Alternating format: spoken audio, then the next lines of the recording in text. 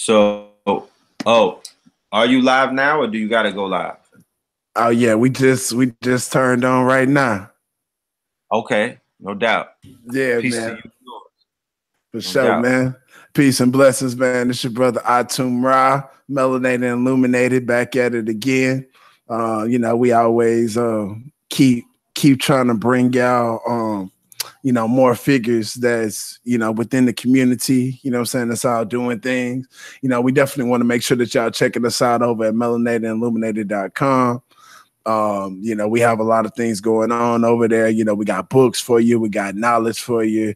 We definitely try to keep you updated with what's going on. And we also are continuously building the platform with a variety of different talents, I'm saying, that's within this podcast realm. My brother's Fish and Grits, my sister Nee from the Black is True, Conscious Mindset, everybody tearing it up.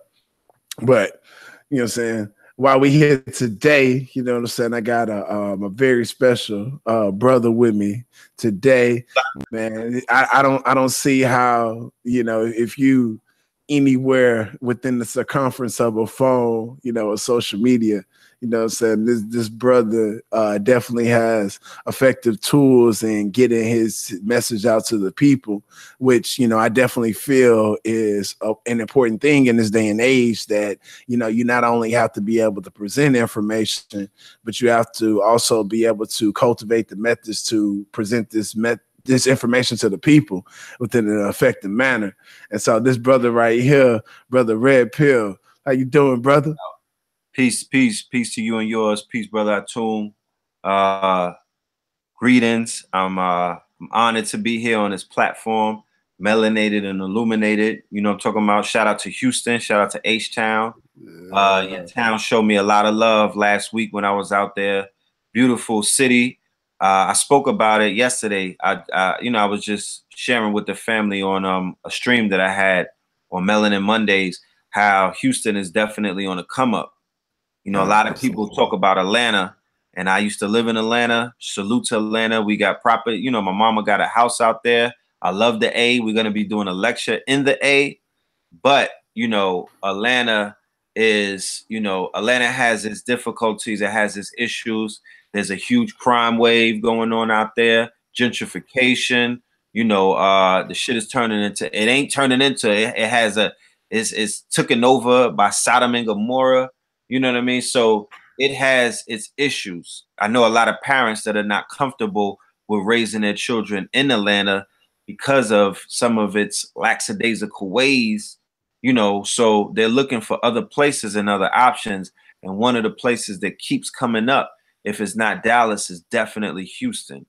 So they on a come up, and I encourage anybody who's investors, anyone who has the fiat or the money to begin to invest in small businesses, please pay attention to the Houston and what they're doing and what they represent and the opportunities that await you if you were to invest in that city. So, yeah. Man, appreciate that shout out, man. Could you go ahead and just give a little introduction, for yourself, for those within my audience that may not be familiar with your work. Okay, excellent. First of all, I represent one half of the twin pillars. It's me and my brother Blue Pill. There's no Red Pill without Blue Pill. We are a group. We are, a two-man team. We basically threw our hat into the conscious ring many, many, many years ago. We started a new media platform called Know the Ledge. A lot of people are not even familiar with our earlier works, but in the beginning of YouTube days in 2008 and 2009, we were one of the first channels that were out doing videos on 125th Street at the lectures, behind the scenes, because prior to that, you just had the people filming the lectures. They were just lectures out there, but we never really got to go behind the scenes. We didn't get the in the street kind of interview. You know what I mean? Like that was a new approach, because what was new in the game is something called new media, right? New media was the democratization of media, where they put all of the tools in the little people's hands. Because remember, we're broadcasting right now. People they abuse, they don't use this shit for what it's supposed to be used for. Not everybody, but there's a percentage of people who don't understand the power of what was taking place right now. Like, we're broadcasting live to everywhere around the world. If somebody in the UK was watching us, if someone in the continent was watching us, if a nigga in the Middle Earth was watching us, you know, that's television. That's the power that the radio stations and CBS and Fox had over us, is the fact that they were able to program 24 hours a day, go live, and to program certain, like, so at 8 o'clock, they like, yo, we're gonna put black people under a spell by giving them a sitcom that's gonna suggest white supremacy over black inferiority. Then at 10 o'clock, we're going to put another show on that's even going to push it harder. Then we're going to seal the deal with the nightly news. Then your ass is going to go to sleep. But if you don't go to sleep, we're going to give you the talk shows. And the talk shows are going to praise, they're going to honor and hold up Europeans. Because keep in mind, the majority of the guests on these talk shows are always Europeans or the token nigga of the day. But right. they're not sitting on the couch going against white supremacy or I call it white fragility and white inferiority. They're not challenging anything. They're always either promoting the movie industry, the music industry, entertainment, gossip, and all of that shit. That's what you're going to bed thinking about. So now, that's facts. Yeah. That's so now we have the power to where we could do what is called programming, meaning that we could create a stream of consciousness 24 hours a day. CNN is a 24-hour news cycle. You feel me? To the point they ran out of shit to talk about. You watch, I be in the airport watching CNN, and I'm like, what the fuck are they talking? Like, how is they telling you what Beyonce ate for breakfast? Like, how is that new? So when they created a 24-hour news cycle, they had to create filler. They had to create all of this other things that took away from real news. I come from a day and time. I used to watch Dan Rather. I used to watch real, even if it's fake news, the shit looked real. Right. Yeah, now it's wrestling. It's WWF for real. Right. You know what I'm saying? CNN, Fox, you know what I'm saying? All these people, you know what I'm saying, run by the same motherfuckers. Yeah, they all work with each other. They're all working in collusion. They're like 3 or 4 billionaires at the top that basically they all rock with each other and act like they don't. Wrestling. And, you know, there was a video that came out a few weeks ago, and it showed you all of the newscasters, you know what I mean, reciting the same script. So what does that show you? It's showing you that there's a form of programming and mind control taking place. And the only thing, not the only thing, like there's no other ways, but one of the main ways to combat that is with your own media. Henceforth, the name Know the Ledge, while we came out. And then we transitioned to podcasting, or what is known as Blog Talk Radio, because there was a day and time where Blog Talk Radio was what YouTube is right now. Right. Most definitely. No, you know what I mean? YouTube with this live streaming, this is a resurgence. The YouTube resurged in like 2012, where the community started rocking with that again. But prior to that, we were doing radio, and we had a successful run on Know the Ledge Radio for 7 years, where we were able to interview. The format that we utilized with me and my brother as the pillars is that every episode we brought somebody between the pillars. So our first episode, our guest was Phil Valentine, Taj Tariq Bey, Sister Raz Mariah Bey, and somebody else. Our second episode was Dr. Sabi. So you name it, anybody in the community who's worth even mentioning at this point, anybody who's seen as a master teacher, with the only person we probably didn't get was Dr. Ben, and that was because of his health and whatnot at that point. But you name it, they've been on the radio show. We never had a show where we had to kick anybody off, curse anybody out, got cursed out. Like, all of these shows were very harmonious. They had a definitely, we raised the bar when it comes to interviews and how to interview your elders and certain, you know what I mean? Because man, peace to that, man. And I can just say, you know what I'm saying, as a person that, you know what I'm saying, watched y'all, you know what I'm saying, come up from a distance. You know what I'm saying, just I think how you all carried yourselves within the interviews, you know what I'm saying, definitely laid the groundwork for brothers like myself, you know what I'm saying, like you said, to show that we can present information, you know what I'm saying, in an entertaining way, but it also don't have to be you know what I'm saying, bad for the culture, you know what I'm saying? Like you don't have to disrespect the elder to get shock value, you know what I'm saying? You don't gotta disrespect the elder. You don't gotta try to challenge and disrespect, and you know what I mean? Like you don't have to sabotage or ambush your master teacher or your elders. Like that's some fuck shit if I ever seen it. So we came, and around that time in 08, 09, we had to be the proverbial clean glass of water, because at that point it was a lot of dirty glasses that were popping up, and they were making it their business and their modus operandi to do the work of, you know, the agent provocateur. And that was to create disruption, disharmony, disunity, and disagreements within the community. And they're still functioning to this day. So what we were doing was we were basically we were being the opposite of the shit that we were seeing. Like, nah, we ain't falling into that. We're not gonna be a part of the fuck nigga shit. Like, we're not gonna fall into, you know, we're not gonna go with the we're not going with the we're not trying to keep up with the Joneses.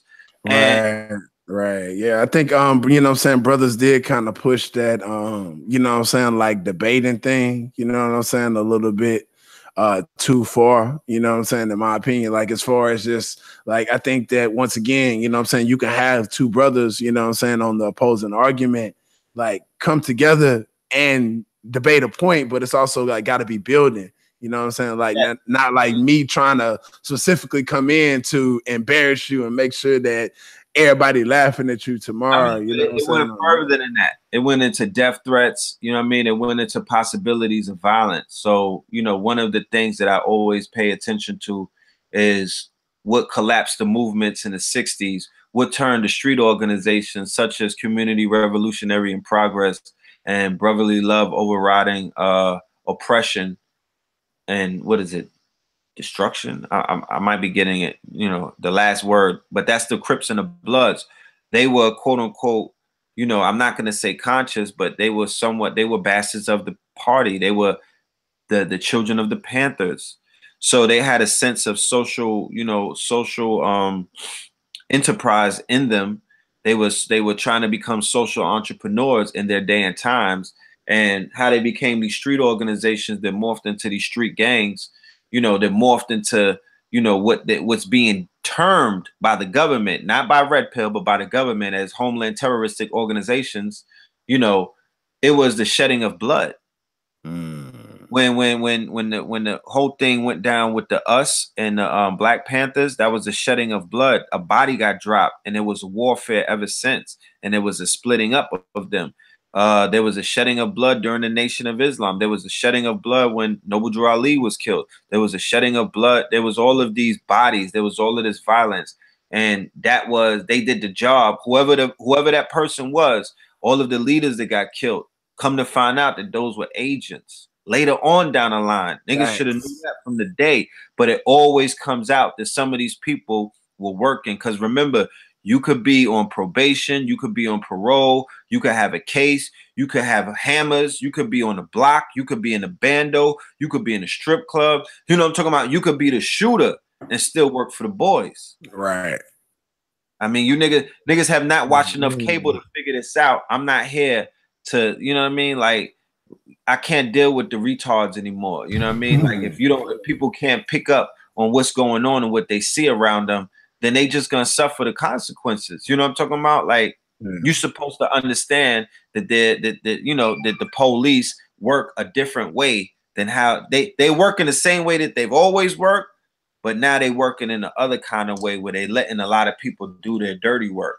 So they did their dirty work for them in the 60s. And anytime you study warfare, you know, you will come to find out that all empires were infiltrated when they were infighting.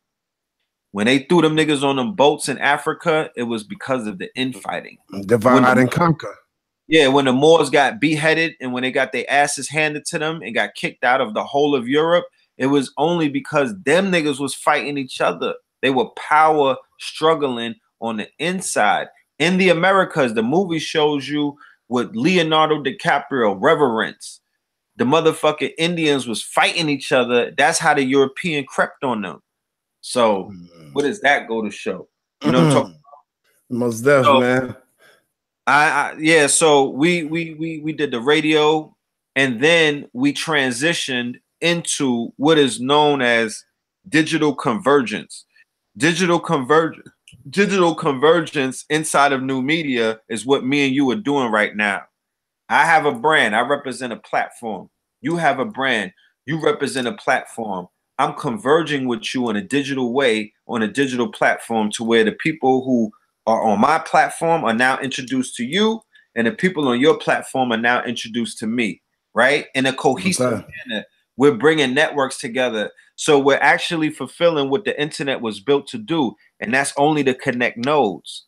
Now, when you have people that are disconnecting nodes or they're disrupting that process, they're working against the intentions of organizations or organizing or nation building. You understand what I'm saying? That's another tenet of COINTELPRO. So we decided in early 2013, we were like, yo, and this wasn't really Blue Pill per se, but he fell back. He went to California. He had some other soul searching and spiritual journeys and things that he was doing. So I took it upon myself to say, you know what? I'm in Harlem. I wasn't in Harlem. I had came back to Harlem, and one of my nemesises were out there, you know, Brother Sarnetta. And what I decided to do at that time is I decided that, you know what? I think me and his brother could work better by working with each other than we would working against each other. And that was a decision that I made in 2013 or 14 to begin to work with my brother, rather than sit on the sidelines and complain about what I thought was going wrong or what I didn't like or this and this and that and all, and make videos and because you know we have the right to say to our own brothers, yo, I don't agree with the direction of certain things, that, or I don't agree with this, or I don't think that that's conducive to what we're trying to do. Blase Bloom. Me and this man used to work with each other side by side as I sell my clothes and he sells his DVDs. He's one of the elders who welcomed me on the block. So the digital convergence was me saying, you know what? We could do interviews. Good. I know I could interview the people that come up. We could work together. We could make this thing happen. And I would say that was, you know, that those 3 years that me and the brother worked together was those were like the one of the best years in consciousness. You know what I'm saying? That definitely was a hot time, man. That was a very hot fucking time. You know what I'm talking about? Like, that was a great run right there. Man, and you know, like, man, it was just good for the culture, man, to like have our own rock stars in so many ways. You know what I'm saying? And I definitely, you know what I'm saying, appreciate, you know what I'm saying, you and Blue Pill, you know what I'm saying, for always pushing the culture forward, man. Do you still work with Sarnetta in the House of Consciousness, man? Sarnetta still, yeah, we still rock with Sa. You know, we've been doing a lot of work with our brother Rich, you know what I mean, on Black Magic 363. Brother Rich is, you know, a Sarnetta disciple, you know what I mean? Sarnetta helped put him on many, many years ago, over 10 years ago. He helped show him some of the ropes. Sarnetta helped show Baba TV some of the ropes. I work with Baba. I work with Rich, you know what I mean? You know, and we've been doing Melanin Mondays on our platform and things of that nature. And you know, man, that's and then Melanin Mondays, man. Y'all be having it popping, man. You know, I was supposed to rebuild our channel 2 years ago, but I was just like, you know what, I'm chilling. You know, it's gonna come in a time, and I being real lackadaisical and whatnot. But I really realized over the summer that you know, it's time to focus on the brand. It's time to focus on our platform. It's time to get things going, because, you know, you got to do for self at the end of the day. Like, you got to be responsible for your own brand, because a motherfucker will stun on you and be like, I don't owe you shit. You know what I mean? Like, nigga, you don't got nothing to do with this and all of this other stuff. So I'm the kind of person, I ain't gonna let that happen to me. So I'm gonna, cause I don't need you know, I know how to do what I need to do. I'm not, some people don't know. They just don't know. And I don't hold that against them, but I did it already. So it's like, let me go and focus on do what I got to do and whatnot. So that's what we're doing. But we're still, like I said, digital convergence is what you see us when we worked with Kia Life Production. Shout out to Knowledge to God.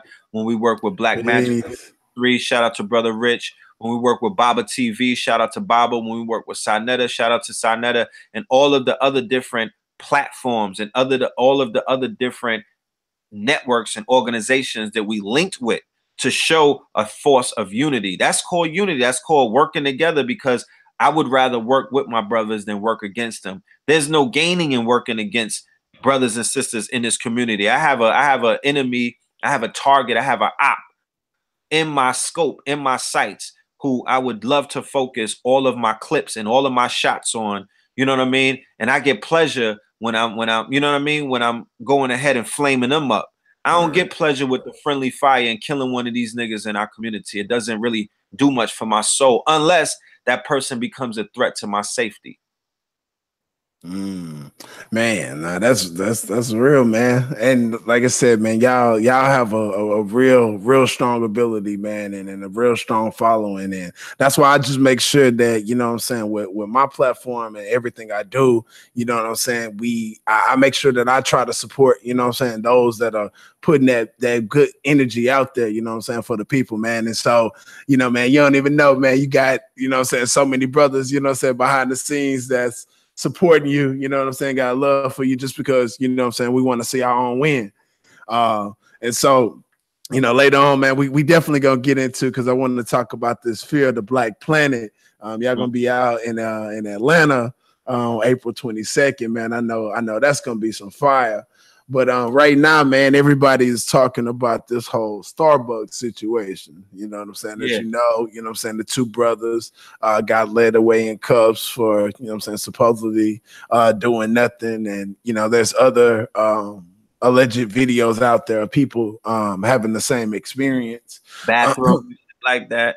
Yeah, I think they just announced today something about taking a day off for racial training or whatever, man. But brother Red Pill, man, give me your breakdown on. Well, first of all, let me ask you, which is kind of a rhetorical question, but I'm definitely interested in your response. Should we be boycotting Starbucks? Yeah, fuck Starbucks. You know, what does Starbucks represent? You know, besides coffee, you know, what do they represent in our neighborhoods besides a social place where you could get free Wi-Fi and a pumpkin latte? You know what I'm talking about? And they're not even in our neighborhoods. Well, remember, if they come into your neighborhood, what is that a telltale sign of? What is that an indicator of? What is that? Who gentrification, man. Exactly. They're the main brand next to Whole Foods. Whole Foods is a new phenomenon when it comes to them popping up in neighborhoods. But prior to Whole Foods, Starbucks was basically, you know how they do recon in the armed services? They send recon in first to do the surveillance and whatnot, to check things out. You know what I'm talking about? And then they send in word, they radio in, yo, it's sweet. You know what I mean? They call the infantry in once they bring in run recon. So the whole concept that Starbucks has, because this is an organization or white homosexuals and black homosexuals vicariously and whatnot. So their whole thing is, when they come into a neighborhood, if it's safe for white gay people, then it's safe for the rest of the white people, and that's when they come in afterwards. You know what I'm saying? So anytime you see a Starbucks pop up in one of our neighborhoods, thus begins the process of gentrification. I am one who, I'm not a proponent of gentrification because of what I know it represents, because I'm not excited about living around Europeans and paying $1,000 extra in rent only because these motherfuckers who just decided that they want to come out of the mountains or whatever suburbs or whatever the fucking woods and sticks that they were hiding in before from black people. Keep in mind, because ran to the motherfucking woods to hide from us, But after our neighborhoods became so depressed, where we were filling up all of the jails where they live, because remember, the Europeans that's moving into Harlem and certain places in the hood in New York, they're coming from upstate New York. Upstate New York is populated by black inmates who were victims of the drug war that Barbara Bush's fucking husband and her retarded ass son, you know what I mean? And Ronald Reagan with his decrepit ass, they were responsible for flooding our communities with chemical warfare. The same reason why they bombed Syria, they were bombing us with the weapon of mass destruction called crack cocaine. And it has a debilitating effect on our communities, and the fallout is predicted to be 7 generations, and we're only in the 3rd generation. You thought niggas running around looking crazy, wearing dresses and motherfucking rainbow teeth and whatnot is a shocker? Well, wait and see what's gonna happen in the 5th or 6th generation. You think all of these children walking around looking at us like they hate us, like they just want to kill us and they hate everything that we stand for and whatnot? That is a direct result of a chemical war that was bestowed upon our people by the Central Intelligence Agency. They did it with the heroin before that to the people in the 60s and the 70s, and then when they were waking up on their black power, black consciousness back then, they bombed them with the heroin, Nicky Barnes and Frank Lucas and all of that shit. Then they bombed niggas with the crack. Now they bombing them with the pills and the lean, and the heroin is back. You know what I'm saying? Right. The same cycle coming right back. Exactly. So who are the gentrifiers? The gentrifiers are not moving into Baldwin Hills. The gentrifiers are not moving into where Silver Springs, where black people are doing good. The gentrifiers are moving in on Baltic Avenue. The shit probably used to be Boardwalk, but the drug dealers and the drugs and all of the fuck shit turned it into Boardwalk Avenue. Now here come the gentrifiers taking advantage of motherfucking cheap motherfucking real estate. Right. The same way that you niggas attack, you know what I mean, Old Navy sale rack when it have a 60% off. So the Europeans are looking at the hood like it's 60% off of the real estate because it has depressed, the property value has depressed, it's decreased because we're going into neighborhoods where niggas have been killing each other and it's been it's been devalued and it's unappreciated. So what do? They file for grants. They file for federal grants and things of that nature. What do? They come in as NGOs. They come in as social entrepreneurs. Y'all don't even understand. These white people or these Europeans are taking, or these pilgrims are taking money, right? They're taking money that's allocated federally, billions of dollars and millions of dollars that are. Hold on a minute. Let me hit you right back. Yeah, man. You know what I'm saying, brother? You know what I'm saying? Everybody hitting them up. So they're tapping into billions and millions of dollars that are on the table that are advocated for at-risk teens, depressed communities. All of the money that Negroes were supposed to grab, the Europeans are grabbing it. That's how communities. That's how they're moving in and paying these rents. That's how they are basically, justifying some of the things that they're doing. So why would I feel any kind of way unless I'm scared of my own people, ashamed of my own people, hate my own people, to whereas I only want to be surrounded by white people because that's going to make me feel a sense of entitlement. Whereas what the fuck are they doing for any communities that they're gentrifying? They're giving niggas a little rec center. You know what I'm talking about? They a little program to help niggas with face tats and colorful hair and stuff like that. But they're not doing anything that we can't do. You Negroes in the community, you should be ashamed of yourselves because why do white people got to go to Home Depot and get a fucking paintbrush and paint and some brooms and clean your decrepit ass communities up when Negroes, it's so many unemployed niggas out here. There's so many brothers and sisters coming from jail on parole that need employment. There's so many people on public assistance sitting around watching Maury Povich gossiping all day. You know what I mean? It's so many people who could push a fucking broom. How is it that all of these, remember, because wherever there's a depressed community, there's a church. So my question to the church, a million churches. yeah, how is it that you niggas can't siphon off $100 from the collection plate and give it to the crackhead, or give it to the motherfucking dope fiend, or give it to the unemployed person, or give it to somebody who's an upstanding citizen of the church who needs that $100 to finish paying their rent, and say, you know what? Why don't you clean around the church in a 1 mile perimeter?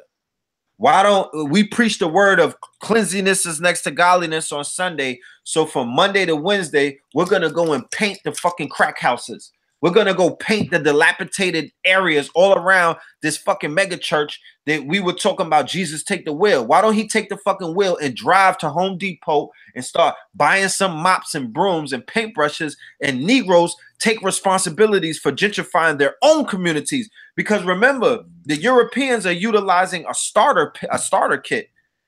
I could take you to the website where they're getting the fonts for their stores, where they're getting the signs. You know what I'm talking about? Where they're getting the pastel paints. They're doing this. Like I said, I travel. So it's a template that they're utilizing everywhere that they go to give you that hippie, yuppie, buppy look. You know what I'm talking about? Yeah, if niggas, yeah, because they bring their artists in. Their artists are coming into your neighborhood on grants. But along with the artists is military intelligence, because anytime the Europeans gentrify a neighborhood, they send in the military to do what? Collect data and intelligence on you niggas. They know who's got the coke. They know who's selling the pills. Why? Because anytime the white people come into your neighborhood, they're going to buy the drugs. They're going right to the pill man, right to the coke man, right to the weed man. So they know who the drug dealers are. The Becky is running around sucking niggas off, and the white dude is running around knocking the sisters off. So what are they doing? Pillow talking. So they're collecting mad information. You don't know who's military and you don't know who's a citizen amongst these white people moving in your community. So now everywhere where niggas are is surrounded by the military, white people. So if they ever pull the, if they ever ring the bell, or you know what I mean, push the button, they're gonna knock niggas off in their sleep, and they won't even know what happened to them, because you're completely surrounded by them now. Before, we used to live. Hey, what's up, Tyrone? What's happening? But you go into their house, there's an intricate surveillance program set up, or they got military grade weaponry waiting for that day. Yeah. So what do I think about Starbucks? No, fuck Starbucks. We could do them like we did H&M.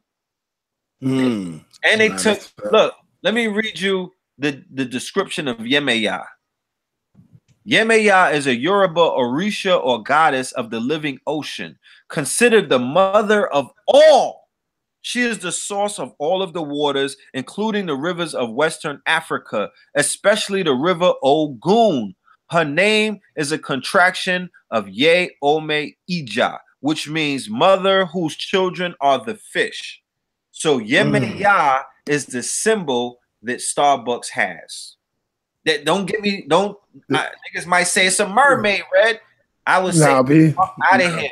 If you go and Google Yemeya, she's holding, it's the same exact, it should be trademark infringement, the way that they ripped off the goddamn logo from Yemeya and then put it into Starbucks.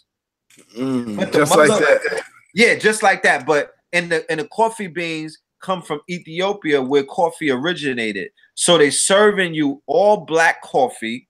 The symbol of their company is a black goddess, but they're racist towards black people. Your nigga can't use their bathroom. Motherfucker can't sit in their spot. They don't want to hire heterosexual black men, only homosexual black men. So I'm like, what's the fucking agenda? At the end of the day, this is a brand, this is a corporate entity that doesn't respect us from the gate. Boycott, hell yeah, burn them down. I don't like, shut them down, shut them down, man. Like, no sympathy towards anybody who's eating off of the carcass of the living dead or the black people and whatnot. You know what I mean? And if I mean, shut them down in the black neighborhoods. You know, white people, if y'all can hold up Starbucks and keep supporting them, then let them go do that. We don't need that right now. We don't need that right now. You know what I'm saying? Man, most def, man. You know what I'm saying? You got the Fear of the Black Planet coming up. April 22nd.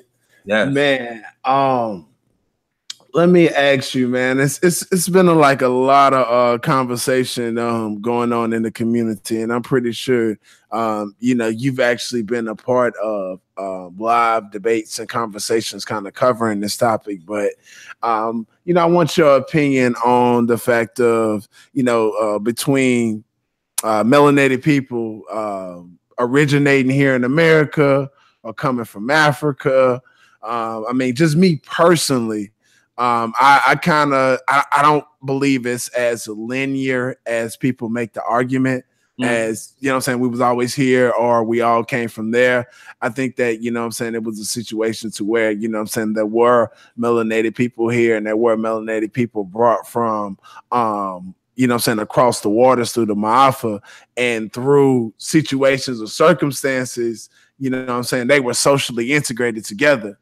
And as of time went on, what I'm saying, that eventually led to what, what I'm saying, you see today. And, what I'm saying, we got a little bit of mix, but what's your opinions on the subject, brother? What should I say? Drop some facts on that. No doubt. I'm going to drop a few things. One, that the American Negro, or what is affectionately known as the nigger, right? The black man of America, Northwest of Mexico, North America, the wilderness of North America, like Elijah said. That species is the newest species of mankind on this planet. What do I mean? What I mean is there's a large contingency of them, right? Because we always have to factor in that half of America was received after the Louisiana Purchase. So where you're sitting right now, you did not go through the 13 colonies. You did not go through, you were not subjected to the Dutch. You were not subjected to the British. You were not part of the 13 colonies. Texas and all of those other places, it's a different story. You had the Spaniards on your neck and the French, right? There was chattel slavery and other things, but it's a different fucking story. Now, when I do the research and I found that there's pieces of Africa underneath Texas, underneath Florida, underneath Georgia, which you could, underneath Alabama, with anybody could go with Google, could go and Google it right now. I'm not making it up. They found sediment rock, fossilized rocks. They found proof of the African continent over underneath America. What does that mean? That means that the motherfucker used to be connected.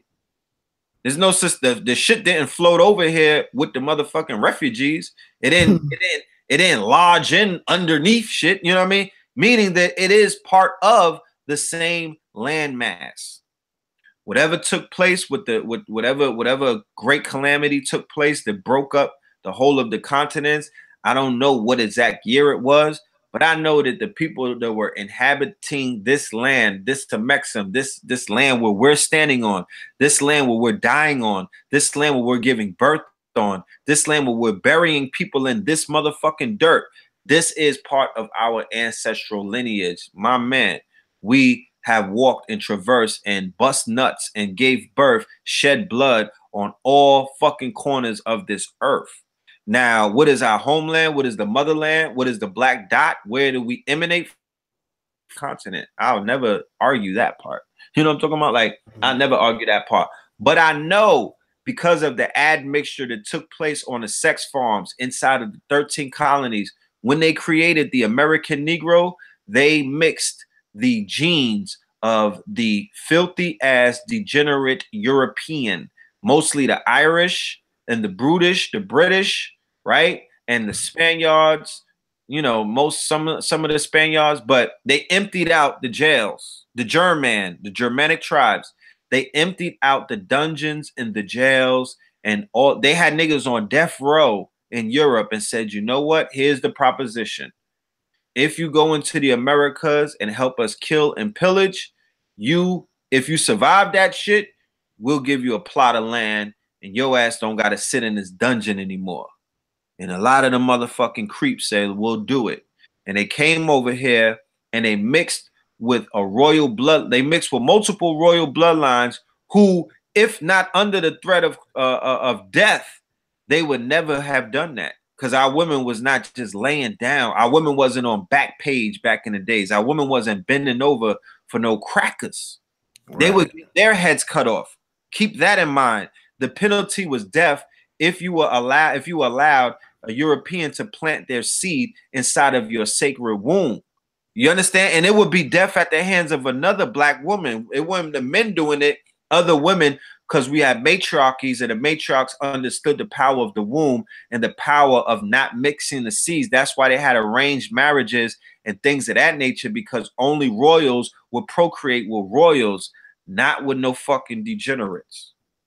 So when they came over here, what did they do? They mixed the European bloodlines with the Aboriginal indigenous bloodlines of Northwestern Mexico, along with the bloodlines of nations and tribes from the continent, and created a new species of man who was really, you know, brand new in the sense that, you know, they were born under those conditions, because there was a little bit of admixture going on as well. There was a lot of admixture in Europe going on as well. But under the conditions of us being enslaved, us being traumatized from the womb, that was the American Negro. That's a new species, family. I don't know too many newer species who have come about after that species. So if we were to address that species, I would say that that species or that bloodline is Aboriginal and indigenous to the Americans, but they have ancestry not only to Africa, but in Europe and America. Fuck is you talking about? Like, niggas don't want to admit that one, man. Piece of that, bro. Like, man, I think that was one of the best answers I've heard, you know what I'm saying, to that question. And, you know, I often think about Khalid Muhammad, you know what I'm saying, when he said that he said Africa wasn't our home. He said Africa was our throne, you know what I'm saying, that we sat on to rule the entire planet. Look, we all look, my question is, you're gonna go where your spirit calls you to go.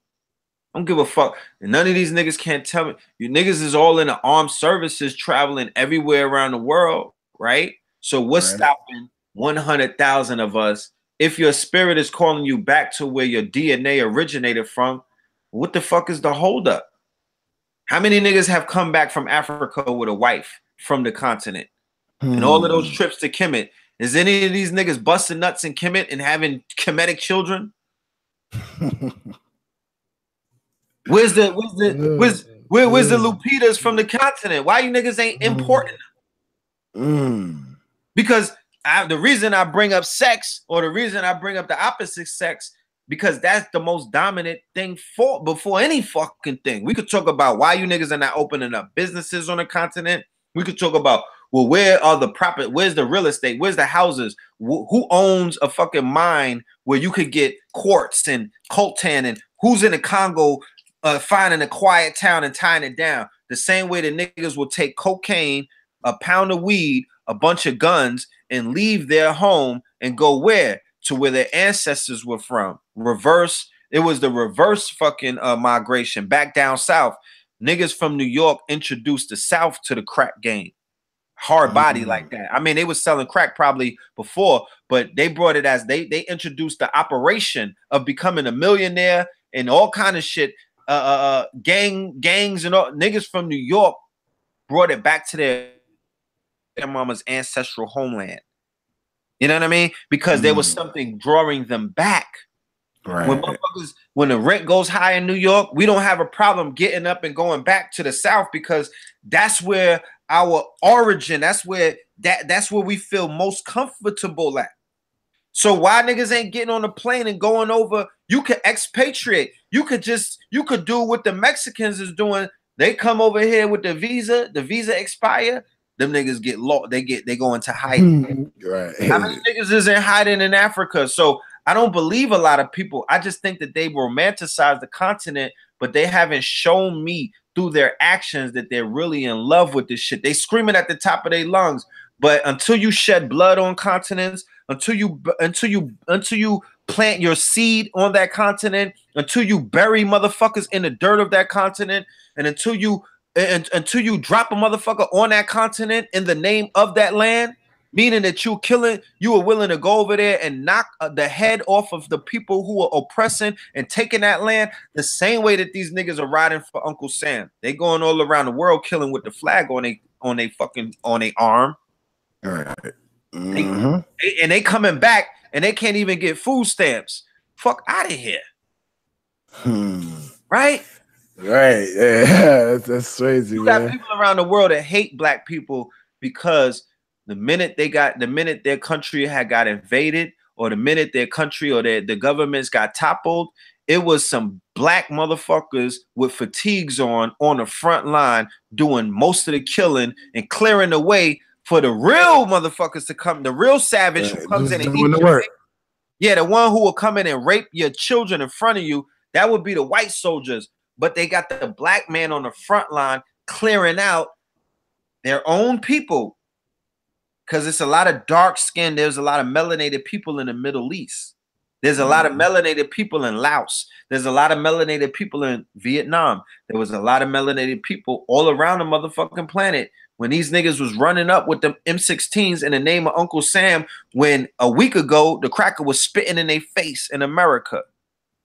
And you wonder why all of these brothers are cursed. Brothers, like you said, come back and can't even get just due. Well, the ancestors have cursed them. Man. Because the ancestors have put a divine curse. The ancestors have cursed our race for many different reasons. Niggas who the whole crack era produced a lot of spiritual curses on our people. Abortion, the rate of abortion and the firewall that they put up to stop ancestors from reincarnating. That's a curse that's hanging over the heads of our people. The fact that they're killing their own willingly. You know what I mean? The fact that motherfuckers was selling crack to niggas' grandmama, and then they running around talking about white people are not treating us right. Nigga, you're gonna sit in the fire for a long ass time until you figure out how to atone for the fuck shit that you participated in unabashed, and you're still doing it. Still doing it. Can't blame white people. You can't shake the blame.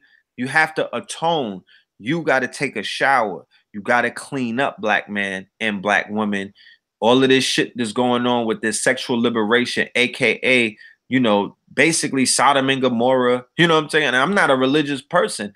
I just know that, you know, Cardi B busting it wide open while she's fucking pregnant in front of mad millions of white people. Like, that's some thought. That's and they loving it. And they loving it. They eat it up. They love nigga rap. They love trap rap. Mumble. They follow that shit. When it was mumble rap, they loved it. When it was snap rap, snap. Because remember, when you're mumbling or you're just grunting on a track, you've lowered the bar so low. White people don't even have rhythm, but they can milli rock because it's not a, you know what I mean? Some of these dances are not advanced and the music is not advanced. So white people could get on that lower frequency because the higher frequency like Rakim and higher frequency rap like Cambada, you know what I mean? J-Elect, you know, certain other people who have bars and sequences and rhyme patterns and things, they can't fuck with. Yeah, they can't rock with it. They can't get with that. They can't rock with it. It's a little too much, but you know, Gucci gang, Gucci gang, Gucci gang. Right. They could dab and like all that other shit. They could ride with that. So your 2-year-old could ride with that. Your 20-year-old, the 12-year-old, the 10-year-old. Niggas' grandmamas is ratchet now. How did that happen? How do I walk the street and I see 60 and 70-year-old grandmothers that decided they want to be gay at 70 years old with colorful fucking extensions and stuff in their hair and mad long snuffleupagus eyelashes. And then some of them are wearing booty pads and whatnot to look like they got black China butts. These is niggas' great grandmothers. Where does that come from? It's a damn shame, man. Hey, man, let me ask you. We're going through a curse of, I don't mean to cut your wisdom, but we're becoming what we despise the most. The European during the Dark Ages was the savage. He was the homosexual. He was the cannibal. He ate his own. He was the parasite of the planet, meaning that he was feeding off of everything around him. The drug dealer of today is the parasite of the planet. You're feeding off of your own people, and you're aiding and abetting the quote unquote gentrifiers. You're aiding and abetting the police department. You're aiding and abetting the motherfucking prison complex industry. You niggas are, that's why I said before, when they be locking niggas up, you know how niggas be like, don't snitch. Niggas are not snitching. They're only debriefing the people who are they're working for them. El Chapo and Pablo Escobar was working for the CIA. There is nobody above. There's no plug above that. So even if you're a low level fucking nickel and dimer, you work for the police because they're putting the guns, they're putting the drugs, they're putting everything in your neighborhood. You're not the plug. You don't got nothing to do with that. You're just part of the motherfucking program. You're just part of the destruction. So we have a conflict of interest in our community right now that we have to deal with. And that's not going to help liberate us. That's not going to get us out of the hole that we're in. That's not going to create a black planet. We're not going to create a black planet like that. Yeah, no, man. Hey, man, I want you to just build a little bit, man, on your I know you got some music projects dropping. Yeah. Let the people know, you know what I'm saying, what the new projects are about and where they can get it at.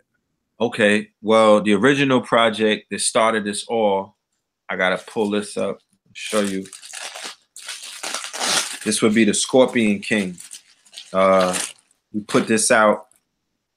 This is the album, The Scorpion King. You can find that on Bandcamp. The reason why we didn't put it on the streaming networks, Tidal, and all of that is because I don't fuck with the streaming like that. I'm not really, you know what I mean? I'm learning that I'm going to eventually have to succumb to the streaming, but we want our people to come and support us directly. And you could stream the album on the website. We're not charging you to stream it. You know what I'm talking about? Come and stream it on the album. But man, what's the website? The THE Twin Pillars, the Twin Pillars.bandcamp. And pillars are spelled PILLARS.bandcamp.com. And there's also another website for our new album, Twin. It's called twinthealbum.com.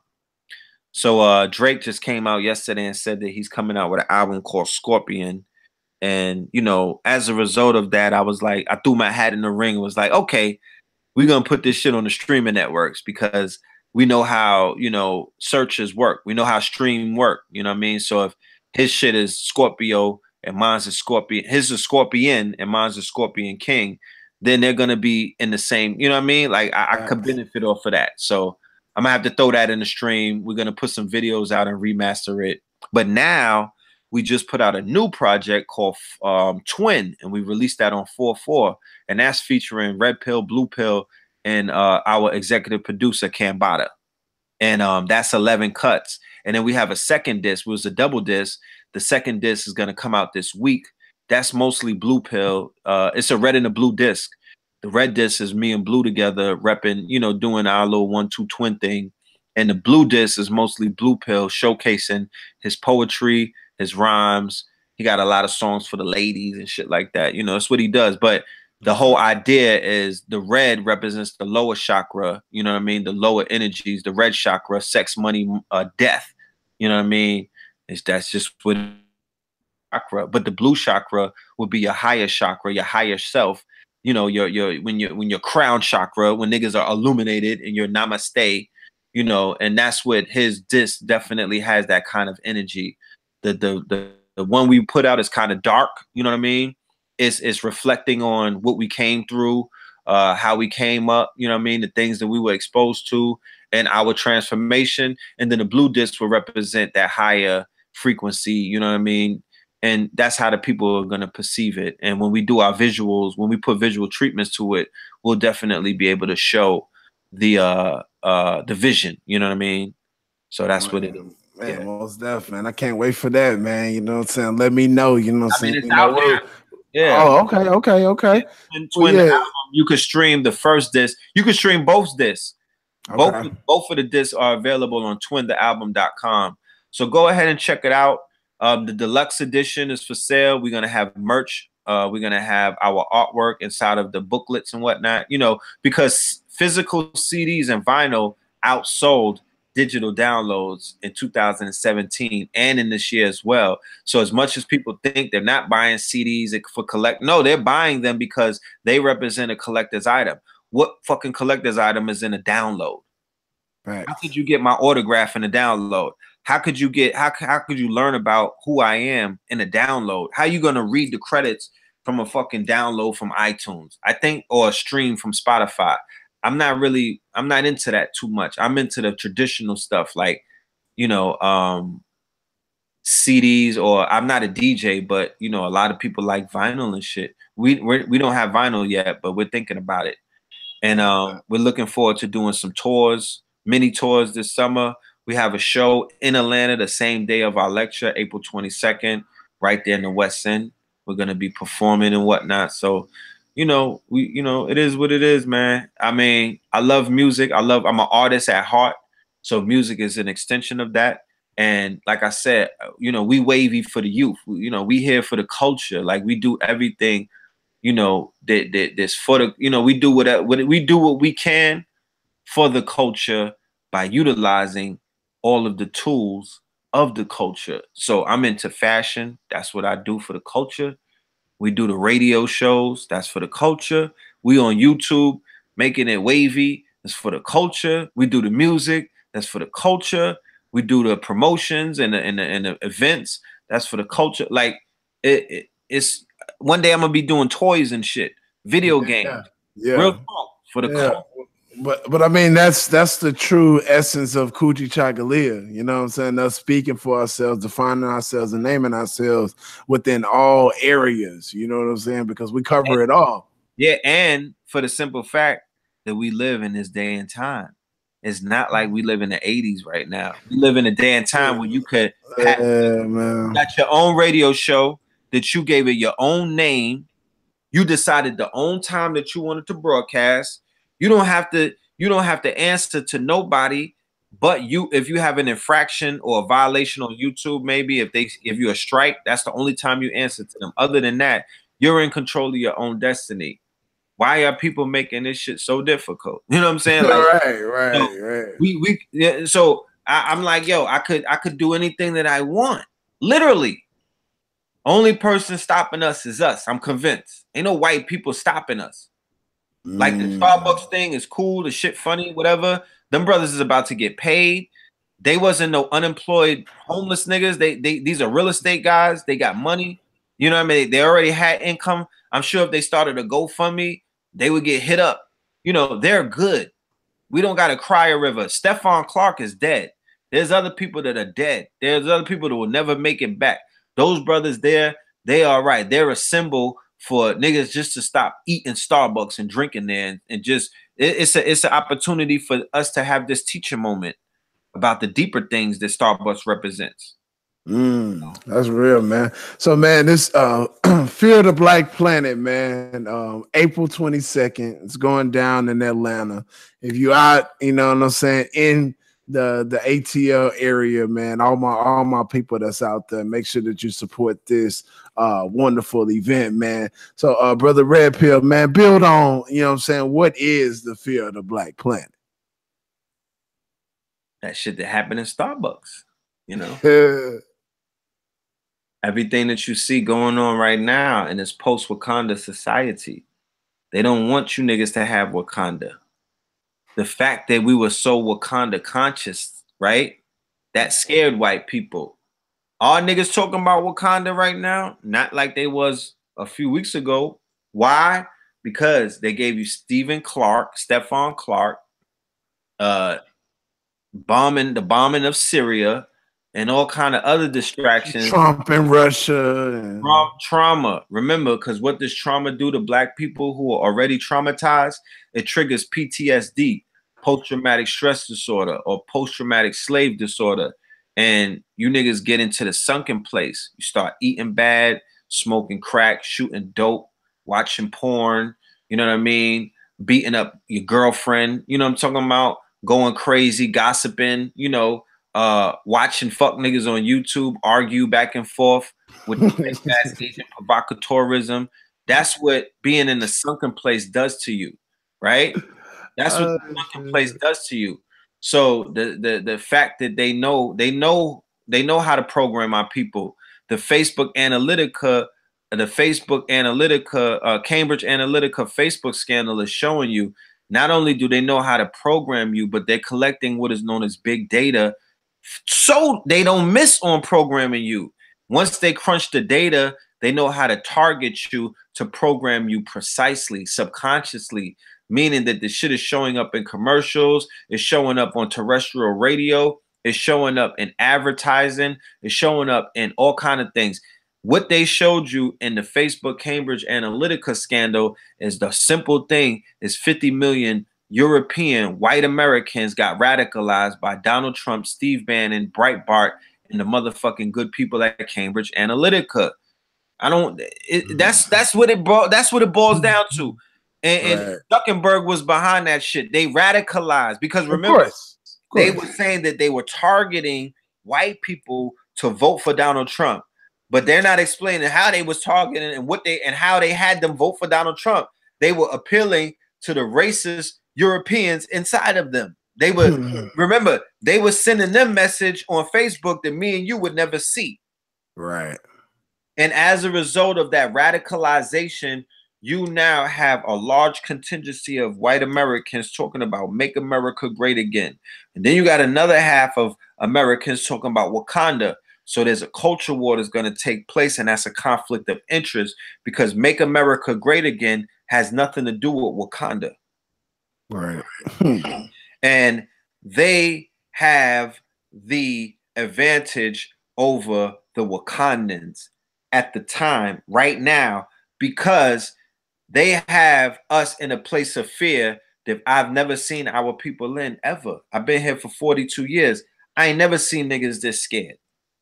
And niggas could beat on their chest like the Jabari tribe all they want and blow smoke and talk that tough shit.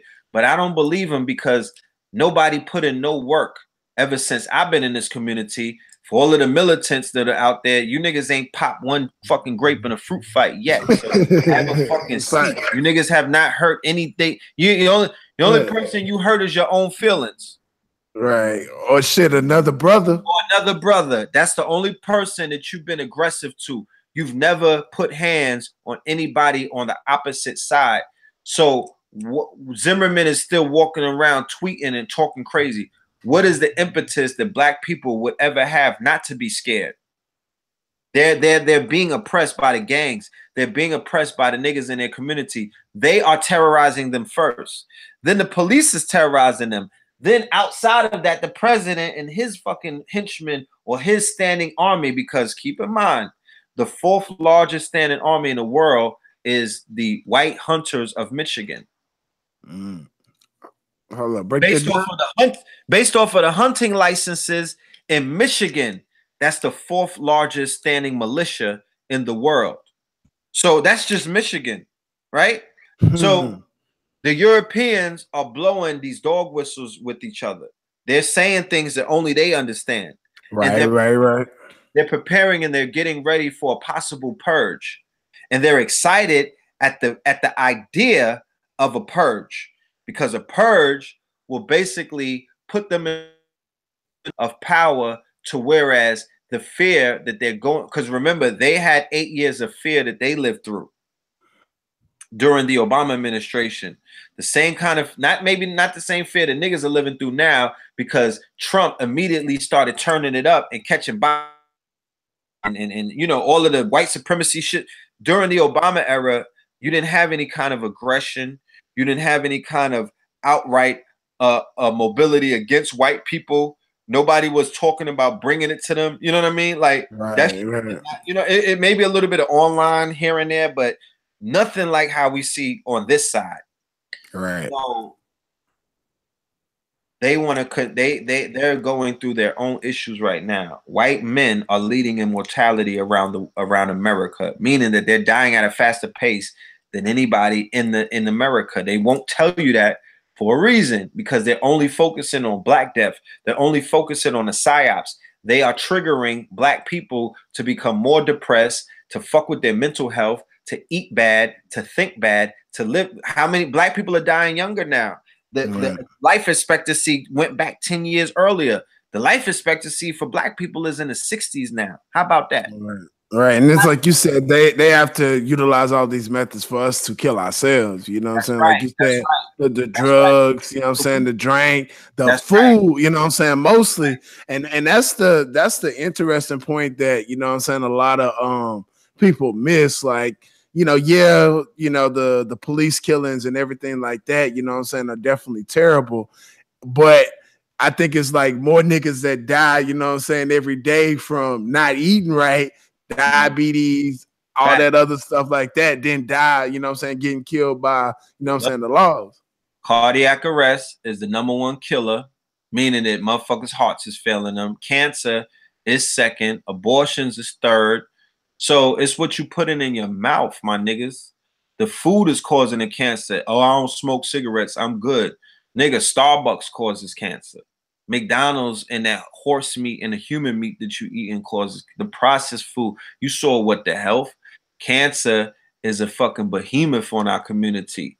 Black women that live in gentrified areas are dying faster than black women who don't live in gentrified areas, because black women are mostly the ones that are paying the bills and carrying the weight of the black household. And it's becoming stressful to live in areas where the cost of living went up 300%, 100%, 30%. And you really don't even know why, because a Starbucks popped up, because white people and their poodles are around you, but they still selling crack. They still banging. Little niggas is still getting, they still getting run down on with AKs and M16s and whatnot by other little niggas. So what are you talking about? What's the justification for the rise in rent? It's not even safer. There's 2 million black men missing, not just in jail. It's 2 million slaves right now, 2 million or 3 million legal slaves, because that's what you become as a 13th Amendment citizen. You become a legal slave, right? When I was in boot camp, they had us upstate New York. This was the year 2000, right before the towers fell. The minute I got into boot camp, they gave me a motherfucking broom and a brush. And they would take us to libraries, firehouses, and all other places in these little white towns. And we were gentrifying their towns for them. We were doing slave labor. We were painting. We were so happy to be outside the goddamn confines of the damn jail that we was happy-go-lucky niggas. We was, oh, yes, ooh, just, ooh. We were eating sandwiches and, ooh, we was, you know what I mean? We was good slaves. Right. Please, can I get another cup of water, sir? You know what I mean? So you know, we were subservient niggas. They call us inmates. They wouldn't even call us our name. They would call us inmate. And I knew I tasted slavery before. I know what it tastes like. I know what it looks like. So my thing is, they got millions of us doing that right now. So why would I go out and put myself on the line, taking penitentiary chances and whatnot? You know what I'm saying? Yeah. Yeah, most def, man. So, man, how can people get tickets to come see y'all at Fear of the Black Planet? So it's the second one, right? Yes, this is part 2. Part 1, yeah, part 1 was in the year 2010, and that was in Professor Grifff, a brother by the name of Noble Ampoule, Red Pill, Blue Pill, and another brother, A.A. Rashid. He was on the flyer, but he wasn't able to make it for that. So we made history in 2010 doing that lecture, and we said it's only right that we do Fear of a Black Planet Part 2, because the timing is perfect, because we have to reintroduce this information, especially because we're booked in Atlanta, but we have 4 other dates where the promoters want to bring us in. They just want to see what Atlanta does. But all of these places where we're going to be going are mainly populated. They're black cities or black towns. So if we're talking about a black planet, we got to go to where the most black people populate. So we got to come to Houston. We got to come to Atlanta. You know what I'm talking about? We got to go to the Carolinas. We have to lay out the solutions as well as the problems. I'm not gonna have enough time to talk about everything at that lecture. That's why I want to kind of spread it out a little bit and do 1 or 2 different installments. But I'm gonna try my best to give them some salute. The day before, on the 21st, Saturday in Lithonia, I'm going to be doing something with Professor Grifff and Sister Soleil, right? So that will be the beginning of that whole conversation. And then the next day on Sunday at the Wadada Health Co-op across the street from the West End Mall and across the street from Soul Vegetarian, which is a famous restaurant in the West End of Atlanta, we're going to be in the building from 2 p.m. to 7 p.m. I'm going to pull up Professor Griff's his Eventbrite, so you could go ahead and if you want to get tickets, family, you'll be able to go to Professor Griff's Eventbrite and order them. His Facebook is Kavon Shaw, KavonShah. That's Kavon Shaw. You could go and hit him up. But give me 1 minute. Let me pull the flyer up and I'll be able to get that. Yeah, man. So we got red pill, blue pill, Professor Grifff, Sunday, April 22nd from 2 p.m. to 8 p.m. In the West End of Atlanta. At 878 Ralph David Abernathy Boulevard. You know, for information, you could call 678-557-2929 or visit Brother Professor Griff's Facebook page. Does he have the PayPal on that flyer too? No, not on this one. Okay. Not on this one. Yeah. Thank you for that. Oh yeah, for sure. Slow, so I'm pulling it up as soon as For sure. But yeah, man, I know people definitely don't want to miss this. Like I said, you got red pill and blue pill and Professor Grifff. It's ATL gonna be on fire, man. Yeah, it's gonna be magical, man. You know what I mean? Like I said, Professor Grifff 8 years ago, he didn't even really know if me and my brother had what it takes, you know what I'm saying, to do a lecture with him. He believed in us and he allowed us to get up there and rock it with him. You know, I'm definitely honored because the brother is a trailblazer and a trendsetter. I'm not one of these weirdos and whatnot. I pay homage to those who come before me and laid it out and do the work. I'm not, you know what I mean? And I gotta just, you know what I'm saying? That's how I keep it. That's how I was raised. So I'm sending out the salute to him. His PayPal is Professor Griff Corp. So if you want to get a ticket, his PayPal is PayPal/Professor Griff Corp, CORP. All right, that's how you could buy a ticket. It's $25. All right, and it's 30 at the door. So and I'll make sure that I contact you after this, and I'll it'll be in the description. You know what I'm saying? For anybody that wants to check it out, we'll put the link. You know what I'm saying, up and put it up on the Facebook and everything. Facts. And I'm sure if you go into your Eventbrite and just type in Fear of a Black Planet 2, that should show up. But you know, that's gonna scare some niggas, man. It needs to scare some niggas. These niggas need. I mean, you know, they already scared to death. They already in a perpetual state of fear. But, you know, they need to be scared to fucking stand up. You know what I mean? They need to get scared out of their scaredness and understand that in war, in times of war, you have to divorce the fear of death. Meaning that what is inevitable is going to happen any fucking way. Would you rather get your head popped off? You know what I'm talking about? For being on a corner or in the bando or in the trap, selling fucking nickel dimes and whatnot, and somebody come in there and knock your top off with an AK shot, you know what I mean? And you die and niggas forget about you a week later because somebody filled you. You know, our hoods dying for no reason. And the fact that you know that they're dying for no reason is because they're not being immortalized. Niggas don't remember these niggas. You know what I'm talking about? Nobody's remembering the name of all of the hundreds and thousands of young black men that died in Chicago. I mean, you remember some of their names. Rest in peace, Little JoJo. Rest in peace, Fredo Santana, and some other names. But it's so many nameless, unnamed, unsung heroes. And, you know, so many people in the A, all of these young, there's a surge of violence, gang violence in Atlanta. There's a surge of gang violence all over. There's a surge of gang violence in Cali. There's a surge of gang violence in the Carolinas and shit like that. Like, it's so many people dropping right now and nobody remembers their name.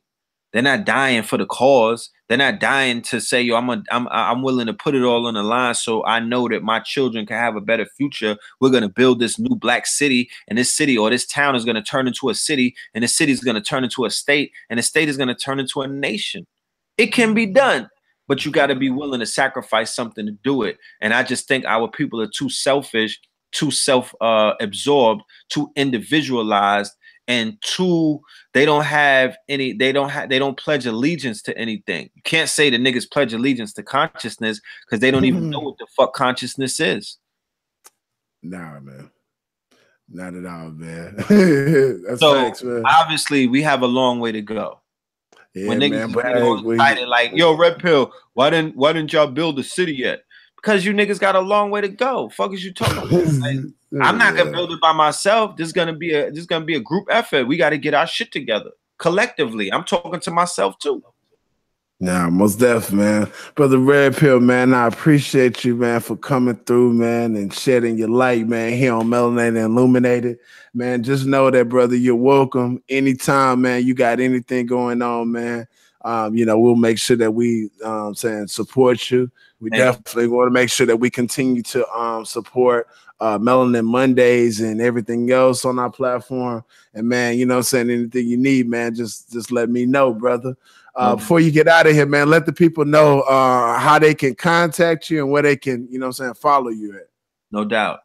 I could be contacted on Twitter. I could be contacted on Instagram. That I'm really on the gram more than all of those other places. I deleted my Facebook app from my phone, so I don't really be on there like that too tough.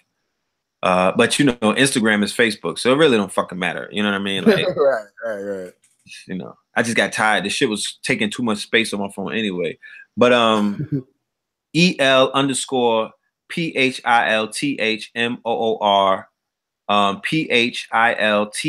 PHILTHMOOR. Blue Pillar 44 is my brother at Blue Pillar 44 PILLAR 44, the number 44. That's his handle. My handle is EL_Filthmore, L Filthmore. And you can find me on Instagram. You can find us on Twitter. Like I said, you can find our music on twinthealbum.com, twinthealbum.com, and thetwinpillars.bandcamp.com, and the clothing line, Kings County. You know what I'm saying? Kings County, just put that in a Google search with the K's, Kings County, KINGS, and also KINGZ, and that's in my Patreon. That's very important because patronage is essential to building what it is that we are building, our endeavors. I have about 5 or 6 businesses. All of them are self-funded. I don't get no checks. I don't get an SSI check. I don't work for no European. I haven't worked for them in many, many, many, many years. I don't sell drugs. You know what I mean? I don't even dance. Like I hung up my red bottoms. So all of the work that I do, I fund my own operations. I'm supported. I've been supported by the people and our supporters and our customers for the last more than a decade. You know what I mean? And I'm able to do that because of the work that we're doing and because of the fact that people respect what we do and they appreciate the products and things of that nature. So your patronage or you becoming a patron or patron, that shows me that not only do you support silently, because I got a lot of silent supporters. You know what I mean? This shit is like Fight Club, Tyler Durden. Like, it's an invisible university. It's a secret society out there of invisible people. I run into motherfuckers that I would not think was,